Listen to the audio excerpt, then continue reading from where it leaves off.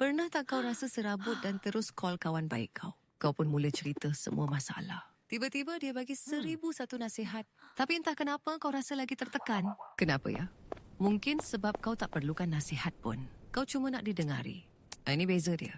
Bayangkan kepala kau ada thought bubble yang penuh. Kadang-kadang kau cuma nak kosongkan buih itu. Bukan nak orang lain pecahkan untuk kau. Lain pula kalau kau betul-betul perlukan nasihat. Dalam thought bubble tu, ada tanda soal besar.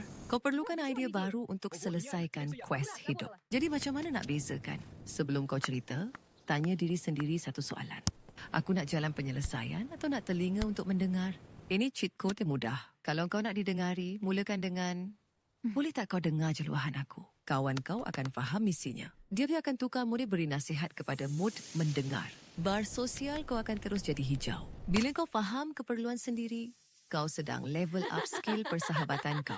Cubalah lain kali, okey?